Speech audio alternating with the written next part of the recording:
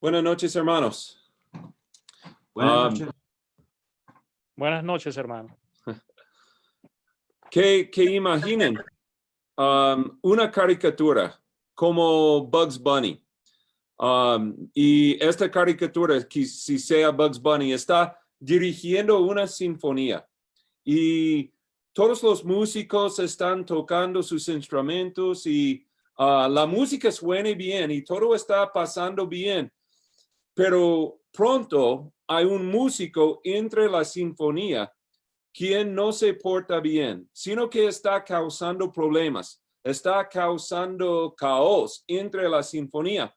Y Bugs Bunny, siendo el líder del grupo, tiene que mantener control de esta situación. Entonces sale Bugs Bunny corriendo y persiguiendo a este músico rebelde. Y este músico está corriendo en medio de todos estos músicos y todos están tocando sus instrumentos. Y hay un hombre que tiene los símbolos grandes y está chocándolos. ¡Bang! Haciendo un ruido grande. ¡Bang! Y Bugs Bunny está corriendo y este hombre con los símbolos está chocando los símbolos, pero está aplastando la cabeza de Bugs Bunny con los símbolos. Cuando hace ¡bang! Entonces, las orejas de Bugs Bunny están temblando y todo el cuerpo de Bugs Bunny está temblando. Y para un momento, Bugs Bunny está completamente aturdido. Esta es una caricatura. Es algo cómico, es una diversión. Pero esta imagen captura la idea de un versículo de la Biblia que vamos a leer en un momento. Pero antes, quiero contar otra historia. Una vez estuve leyendo un libro hablando de un submarino que estaba en la Segunda Guerra Mundial. Este submarino ha sido dañado y dañado hasta el punto de que los marineros no podían seguir vivos dentro de este submarino. Ellos tuvieron que abandonar su nave, tuvieron que escapar de este submarino, pero el problema es que por el daño, el submarino no pudo subir hasta la superficie de las aguas. Los marineros tuvieron que salir bajo las aguas del mar. Entonces, en este submarino había una trampilla de escape, pero en esta trampilla de escape es un lugar pequeño, solo caben 2 o 3 marineros a la vez. Entran en este lugar y aseguran este lugar y llenan este lugar con agua y igualizan la presión del agua dentro de este lugar con la presión del agua fuera del submarino. Y cuando la presión ha sido igualizado, entonces los hombres pueden abrir la puerta y salir y tienen que nadar hacia la superficie del agua. Pero la cosa es, antes de que pueden entrar en la trampilla de escape, fue necesario que ellos perforaran los tímpanos con una aguja. Y la idea es que un tímpano que ha sido perforado con una aguja puede sanarse. Pero si no lo hagan, la presión del agua hubiera sido tan duro, tan fuerte, que hubiera hecho explotar los tímpanos de sus orejas. Y un tímpano que ha sido explotado no puede sanarse. Entonces, cuando yo leí esta historia, el pensar en perforando mi tímpano con una aguja fue algo terrible. Solo pensando en esto, me hizo sentir dolor en mis orejas y en mi cabeza. Entonces, que abran sus Biblias, por favor, a 1 de Samuel, capítulo 3, versículo 11. 1 de Samuel, capítulo 3, versículo 11. Primero de Samuel, capítulo 3, versículo 11, la Biblia dice, y Jehová dijo a Samuel, he aquí, haré yo una cosa en Israel, que a quien lo oyere, le retiñerán ambos oídos. Vemos algo muy interesante aquí.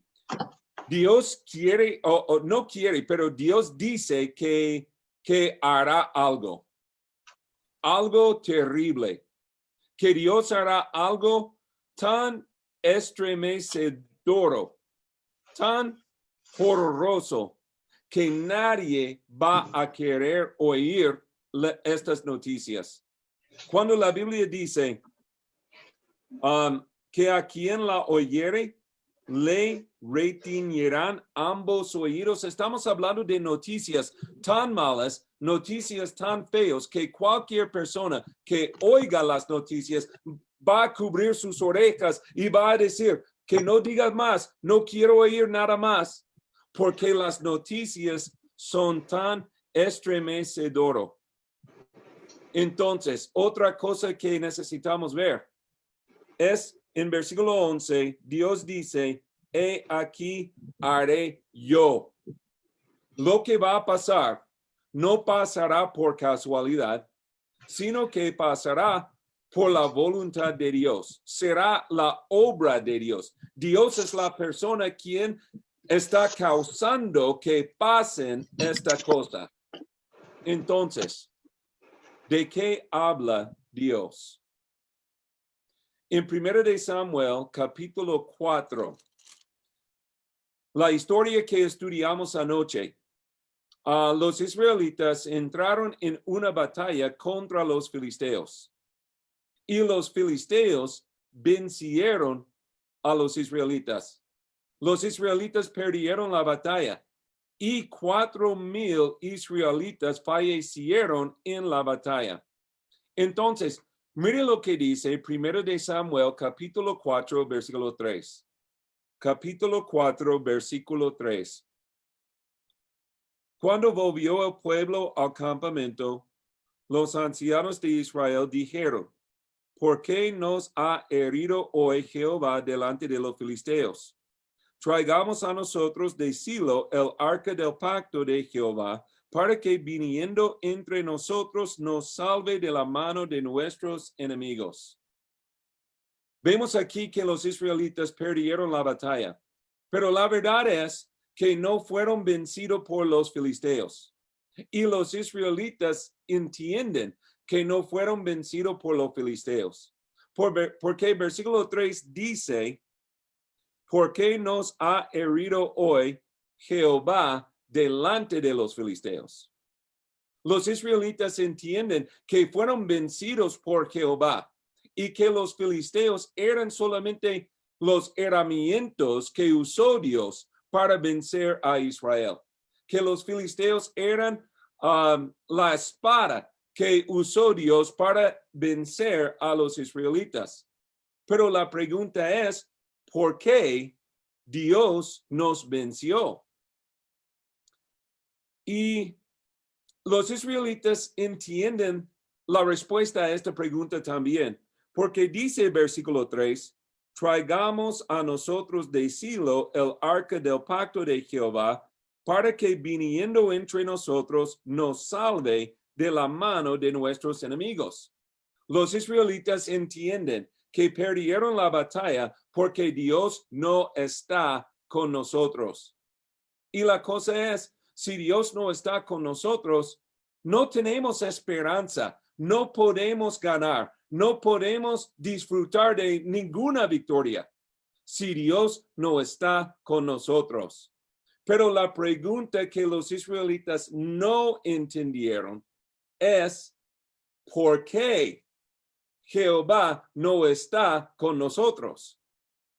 La razón por la cual Jehová no está con Israel es la cosa que los israelitas no entendieron.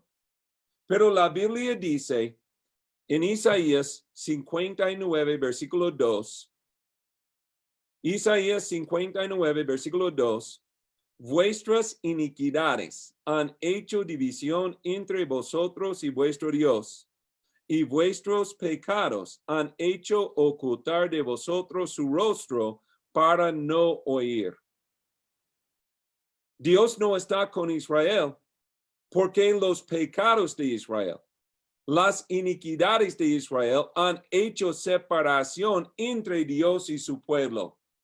Entonces, el problema es los pecados de los israelitas. Entonces, ¿cómo solucionaron los israelitas la ausencia de Dios? Mire lo que dice 1 de Samuel, capítulo 4, versículo 3. Dice, versículo 3, cuando volvió el pueblo al campamento, los ancianos de Israel dijeron, ¿por qué nos ha herido hoy Jehová delante de los filisteos? Traigamos a nosotros de Silo el arca del pacto de Jehová, para que viniendo entre nosotros nos salve de la mano de nuestros enemigos. La solución que tienen los israelitas es, necesitamos traer el arca de Jehová al campamento de la batalla.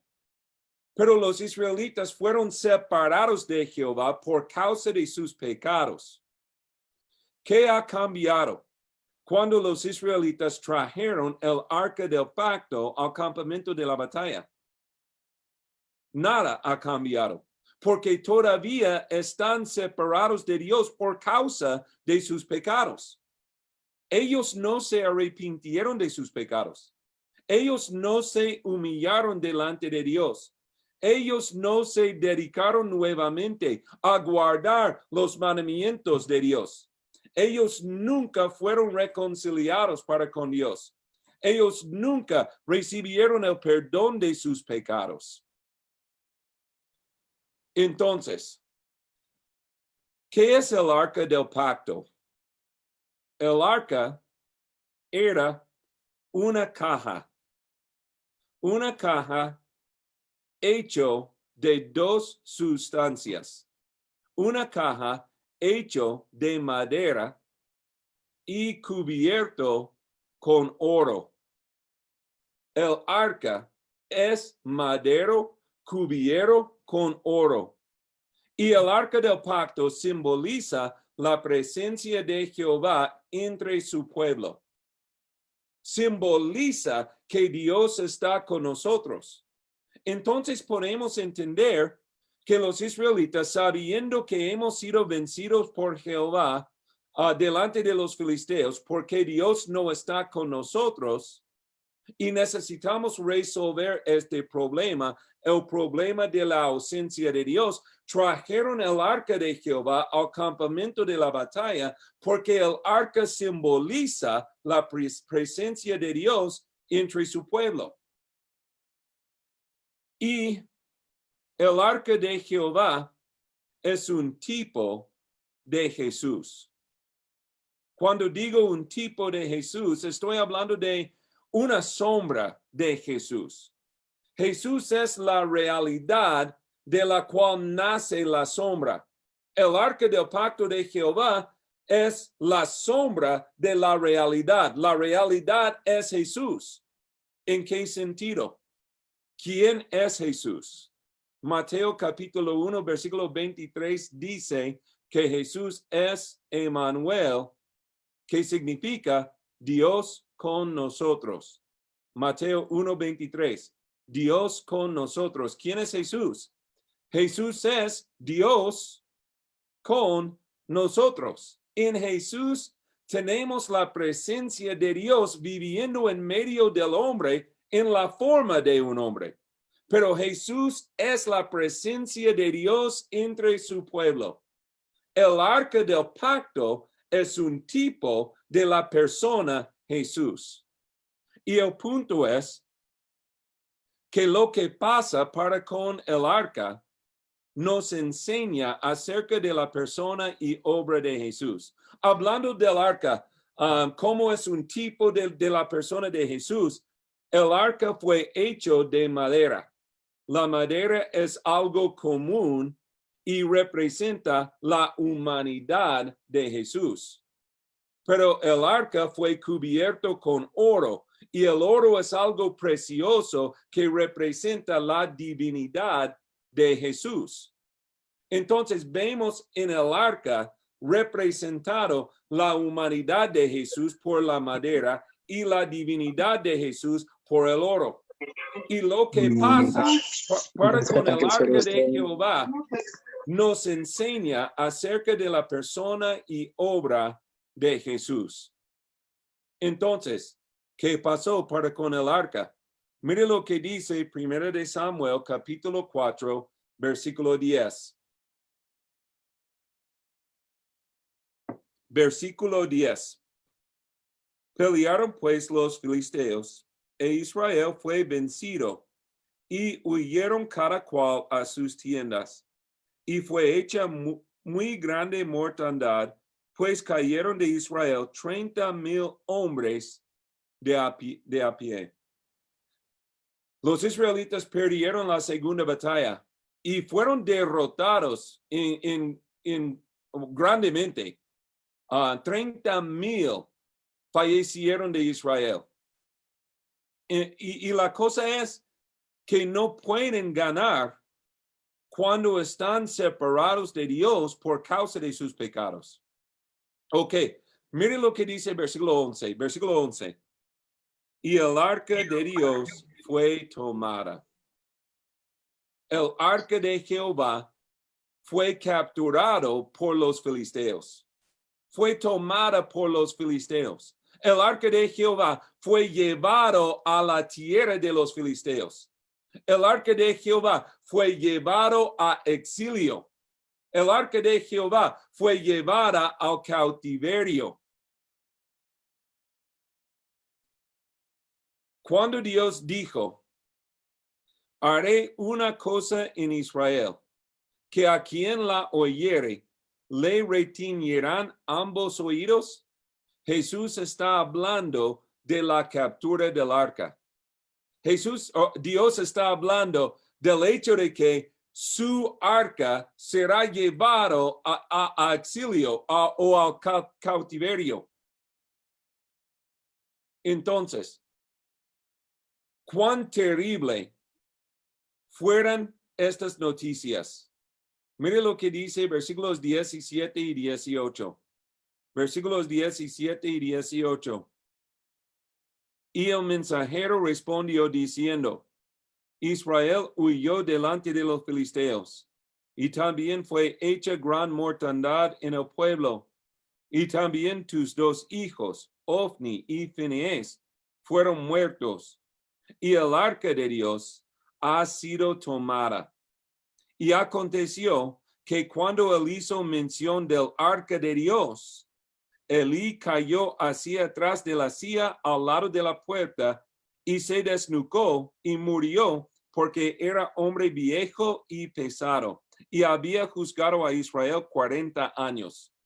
Las noticias de la captura del arca eran noticias tan estremecedoras que causó que Elí se cayó y falleció.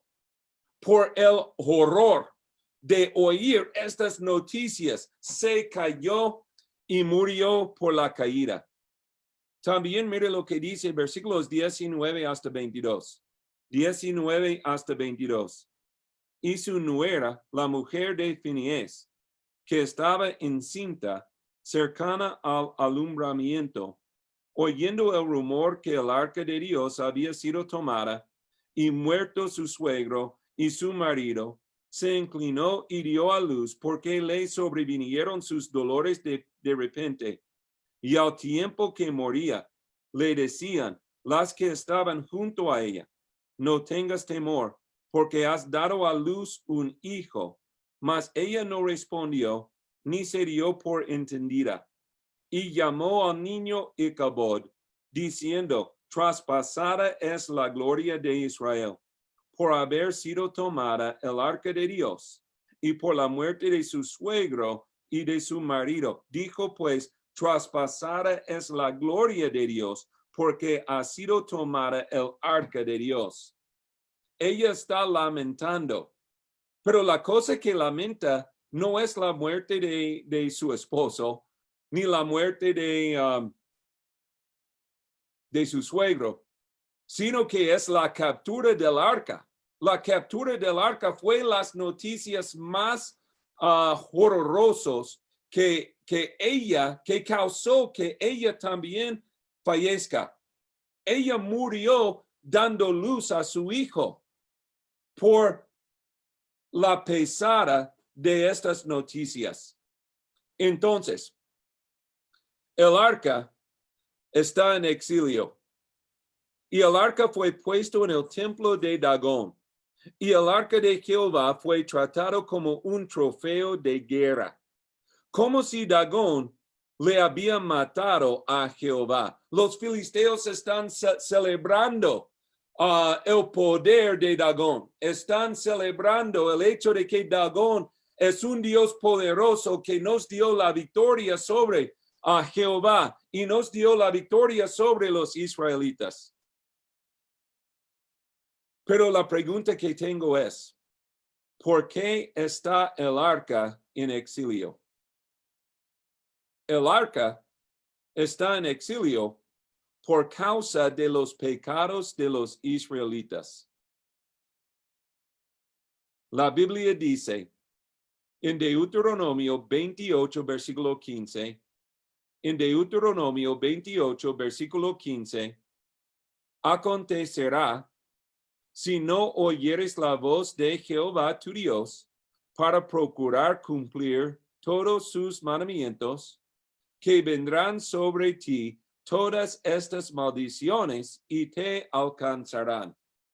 Dios está advirtiendo a los israelitas, si rechacen mi palabra y escojan vivir en los pecados, serán malditos.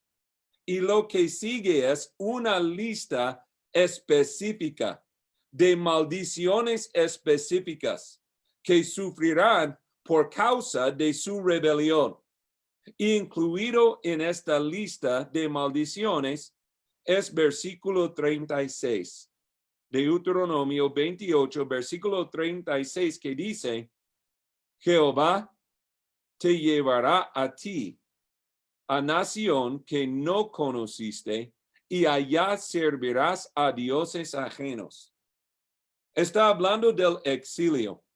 Está hablando del cautiverio. Dios está diciendo que una consecuencia por los pecados es que serán vencidos por los enemigos y serán llevados a exilio. Serán llevados al cautiverio. El exilio, el cautiverio es un castigo por causa de los pecados. Pero ¿quién pecó? Israel pecó. Jehová nunca pecó. Jehová es inocente. Entonces, ¿quién debe ser llevado al cautiverio? Los israelitas debieran ser llevados al cautiverio. Pero ¿quién fue llevado a cautiverio? Los israelitas no fueron llevados a la tierra de los filisteos, sino que fue el arca de Jehová que fue llevado a cautiverio. ¿Qué significa? Significa que Dios tomó el lugar de los israelitas, que Dios tomó sobre sí el castigo que los israelitas merecen sufrir. Es como si Dios dijo, ustedes merecen ser llevados a cautiverio, pero yo estoy dispuesto a tomar el lugar suyo y ser castigado por el castigo que ustedes deben recibir. Dios se humilló, permitiendo que parezca que ha sido vencido por Dagón. Dios permitió que su reputación sufra por el parecer de que Jehová ha sido conquistado por los filisteos o por el Dios de los filisteos. Entonces, Cuando el arca de Jehová fue llevado a cautiverio, en un sentido, Jehová murió. Porque los israelitas consideraban al exilio como una muerte.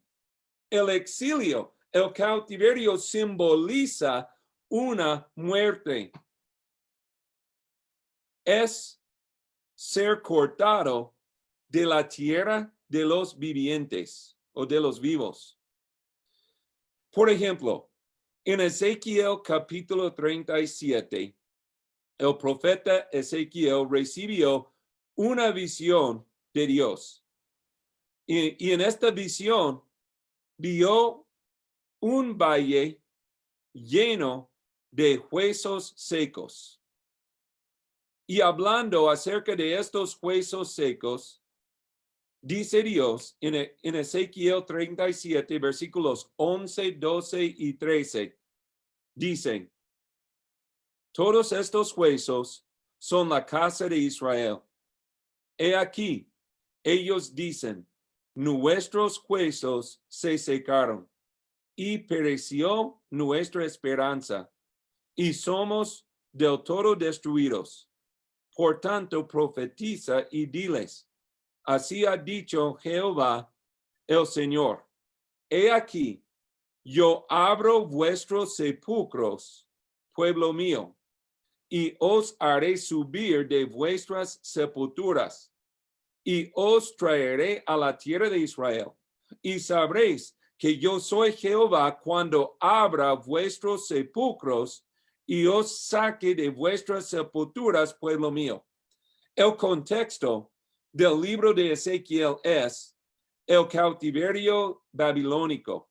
Los israelitas han sido llevados a Babilonia y ahora están viviendo en Babilonia en exilio.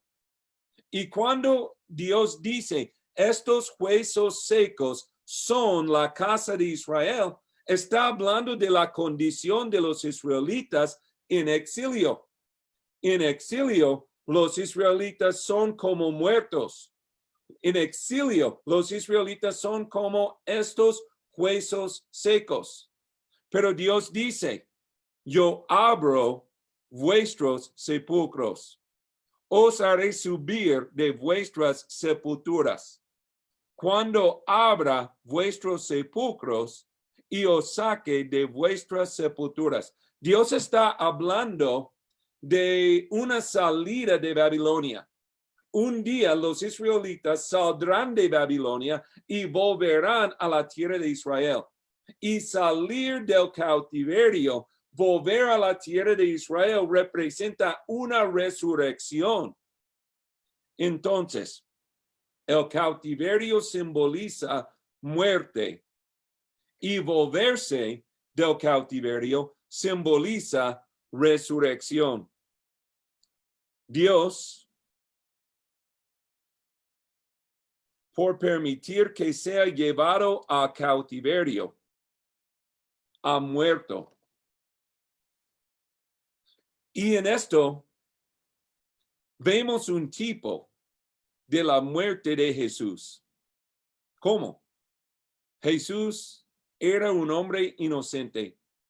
Jesús era un hombre sin pecados, que nunca pecó. Pero Jesús se humilló y murió en lugar nuestro. Jesús tomó sobre sí el castigo que nosotros merecemos. La Biblia dice en Filipenses capítulo 2, versículo 8, se humilló a sí mismo, haciéndose obediente hasta la muerte y muerte de cruz. También la Biblia dice en Isaías capítulo 53, versículo 5, Isaías 53, versículo 5, mas él herido fue por nuestras rebeliones, molido por nuestros pecados, el castigo de nuestra paz fue sobre él, y por su llaga fuimos nosotros curados. Jesús no mereció morir en la cruz. Jesús era un hombre inocente y Dios no mereció ir al cautiverio porque Dios era un hombre inocente. Pero Dios trajo juicio sobre sí mismo en lugar de Israel. Se humilló hasta el sepulcro del exilio. El arca fue tratado como un trofeo de guerra. Fue puesto en el templo del enemigo. Pero como estudiamos anoche, sabemos que Jehová venció a Dagón 2 veces.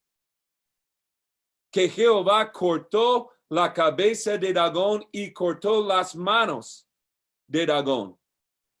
Que Jehová es el Dios verdadero, el vencedor, el conquistador, el campeón.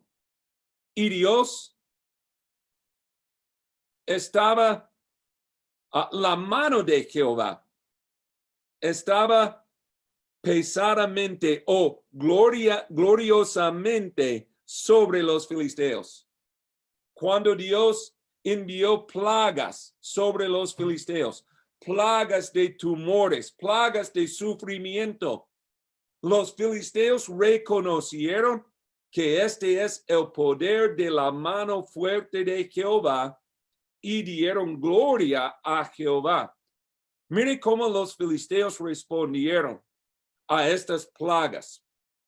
Mire lo que dice 1 de Samuel capítulo 6, versículos 1 hasta 5. Capítulo 6, versículos 1 hasta 5. Dice, estuvo el arca de Jehová en la tierra de los filisteos 7 meses. Entonces, los filisteos, llamando a los sacerdotes y adivinos, preguntaron, ¿qué haremos del arca de Jehová? Hacednos saber de qué manera la hemos de volver a enviar a su lugar. Versículo 3. Ellos dijeron, si enviáis el arca del Dios de Israel, no la enviéis vacía, sino pagadle la expiación. Entonces seréis sanos y conoceréis por qué no se apartó de vosotros su mano. Y ellos dijeron, ¿y qué será la expiación que le pagaremos? Ellos respondieron, conforme al número de los príncipes de los filisteos, 5 tumores de oro y 5 ratones de oro, porque una misma plaga ha afligido a todos vosotros y a vuestros príncipes. Versículo 5. Haréis, pues, figuras de vuestros tumores y de vuestros ratones que destruyen la tierra, y daréis gloria al Dios de Israel, quizá aliviará su mano de sobre vosotros y de sobre vuestros dioses y de sobre vuestra tierra. Mire lo que dice el versículo 5. Son las palabras de los filisteos. Los filisteos dicen, daréis gloria al Dios de Israel. Los filisteos reconocieron que necesitaron dar gloria a Dios, porque Jehová es un Dios glorioso y debe ser glorificado. Entonces, los israelitas perdieron 2 batallas porque fueron separados de Dios por causa de sus pecados, pero no glorificaron a Jehová, sino que trataron de manipular a Jehová por traer el arca de Jehová al campamento de la batalla. Parece que los filisteos tienen más entendimiento que los israelitas. Después de 7 meses de sufrir bajo la mano fuerte de Jehová, los filisteos saben que necesitamos glorificar a Jehová. Algo que los israelitas no entendieron. Entonces, miren lo que pasó. 1 de Samuel, capítulo 6, versículos 6 a 9. Versículos 6 a 9. ¿Por qué endurecéis vuestro corazón como los egipcios? Y Faraón endurecieron su corazón. Después que los había tratado así, no los dejaron ir y se fueron. Haced pues ahora un carro nuevo y tomad luego 2 vacas que críen, a las cuales no haya sido puesto yugo, y uncid las vacas al carro y hacer volver sus becerros de detrás de ellas a casa. Tomaréis luego el arca de Jehová y la pondréis sobre el carro, y las joyas de oro que le habéis de pagar en ofrenda por la culpa, las pondréis en una caja al lado de ella, y la dejaréis que se vaya. Y observaréis si sube por el camino de su tierra a Bet-Semes. Él nos ha hecho este mal tan grande. Y si no, sabremos que no es su mano la que nos ha herido, sino que esto ocurrió por accidente. Entonces, los filisteos quieren enviar el arca de Jehová a la ciudad de Bet-Semes, devolviendo el arca a los israelitas. Hicieron un carro nuevo, pero la pregunta que tengo es, ¿quién está manejando o conduciendo a este carro? Nadie. No hay ningún hombre conduciendo a este carro, sino solamente Jehová. Los filisteos están diciendo, si Jehová es tan poderoso para enviar sobre nosotros estas plagas que han durado 7 meses, debe ser poderoso para manejar este carro a la ciudad de Bet-Semes sin un hombre conductor.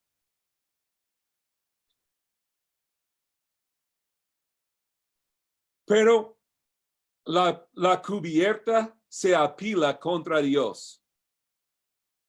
Porque en versículo 7 dice que tomaron 2 vacas.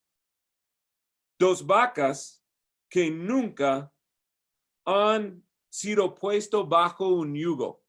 No están acostumbrados al yugo. También son vacas que están, que han dado luz a sus becerros. Son vacas madres. Están criando a sus bebés. Entonces, la cosa es que el instinto de estas vacas es volverse a sus becerros.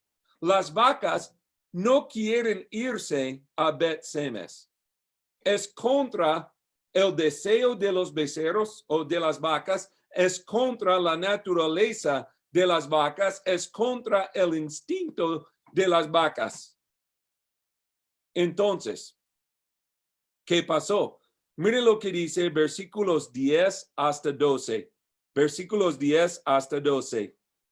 Y aquellos hombres lo hicieron así, tomando 2 vacas que criaban, las uncieron al carro y encerraron en casa sus becerros. Luego pusieron el arca de Jehová sobre el carro y la caja con los ratones de oro y las figuras de sus tumores. Y las vacas se encaminaron por el camino de Bet-Semes y seguían camino recto, andando y bramando, sin apartarse ni a derecha ni a izquierda, y los príncipes de los filisteos fueron tras ellas hasta el límite de Bet-Semes. En versículo 12 vemos las vacas están bramando. ¿Por qué están bramando? ¿O qué significa el hecho de que están bramando? Están bramando porque no quieren ir a Bet-Semes. Ellos están protestando el camino. Es contra la voluntad de las vacas. Es contra el instinto de las vacas. Jehová es tan poderoso que tiene soberano aún sobre las vacas. tenemos que recordar el principio Elcana. Elcana significa Dios es dueño y habla de la autoridad que Dios tiene sobre todo el universo. Elcana, Dios es dueño y Dios tiene autoridad aún sobre las vacas. ¿Y cómo fueron las vacas? La Biblia dice en versículo 12, seguían camino recto sin apartarse ni a derecha ni a izquierda. Las vacas eran más obedientes a Jehová que los israelitas, porque las vacas seguían camino recto sin apartarse ni a derecha ni a izquierda. La Biblia dice, o fue dicho a los israelitas en Deuteronomio 5:32. En Deuteronomio 5:32, mirad pues que hagáis como Jehová nuestro Dios os ha mandado. No os apartéis a la diestra ni a siniestra. Y las vacas obedecieron mejor que los israelitas. Entonces, vuelve el arca de Jehová a la tierra de Israel. Simboliza Dios habiendo resucitado de la muerte y volviendo a Israel como el rey conquistador. Dios volviendo como el rey quien ha vencido a los filisteos. Y Dios no volvió vacío o no volvió sin nada, sino que volvió con los despojos de la guerra. Volvió Jehová con el oro de los filisteos. Dios ha vuelto de la muerte. Dios se ha resucitado de la muerte. Y en esto vemos una pintura de la persona y obra de Jesús. Jesús resucitó de la muerte. Y por medio de la resurrección de Jesús, podemos identificarle por ser el rey conquistador. Fue profetizado en Génesis capítulo 3, versículo 15. Génesis capítulo 3, versículo 15. Hablando a la serpiente, Jehová dice, esta te herirá en la cabeza.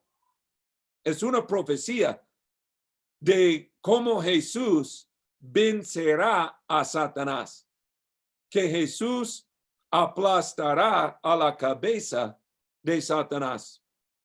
Cuando Jesús murió en la cruz, Satanás pensó que ha ganado.